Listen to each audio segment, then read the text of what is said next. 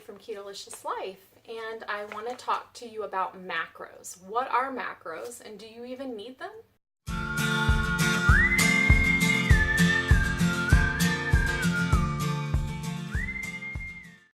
When you start the keto diet, a lot of times people will tell you you need to figure out what your macros are. And if you're not eating your macros, then this can happen and that can happen. So a lot of times we go, what the heck are macros and where do we get them and why do we want them? Well, I will tell you that I do not track everything I eat. So what I do track is my carbs. I want to make sure that my carbs are under 50 total grams of carbs or 20 net carbs. That's my goal, and that's what I strive for. Now, as far as my other food groups, like let's say veggies and salads and proteins, meats, I typically like to have a good healthy portion of vegetables or green salad with my portion of meat. I keep my portions of meat normal, just like as you would if you read your portion sizes on your packages.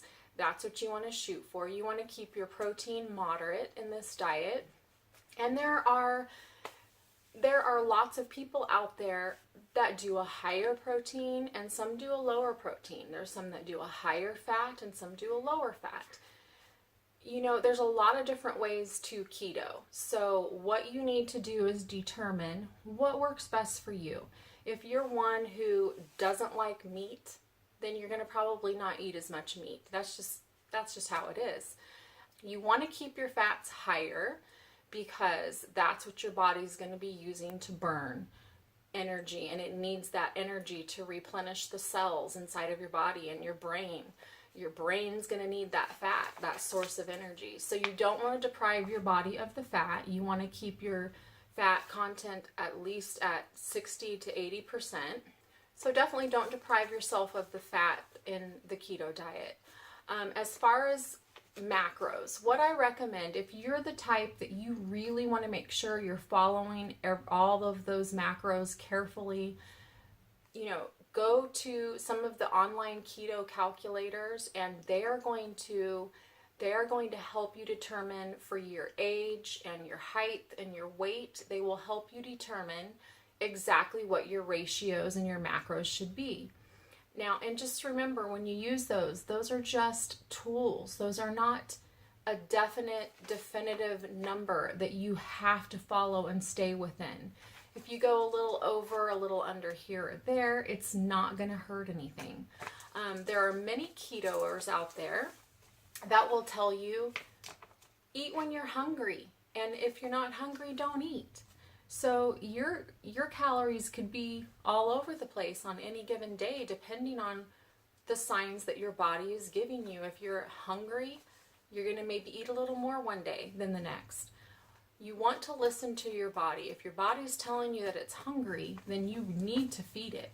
So whether you do fat as your typically if your body is hungry, it's probably needing some source of energy. So I would turn towards a fat source for that energy to get the best immediate boost, from being hungry.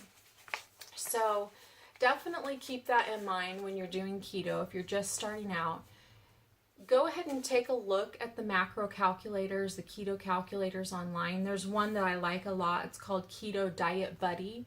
And it seems to have some just great information. It shows you what body type you are. If you need to know what body fat you might be, it gives you an idea of what body size type you might look like, and then it tells you all the different percentages. So it's really easy. You just plug in some numbers, and then bam, there's your macros. So you can use that to help yourself in the first few weeks of doing keto. So you can start weighing and tracking and measuring your foods if you want to. But let me just tell you, I didn't do that, and I'm still having great success. I've lost almost 24 pounds.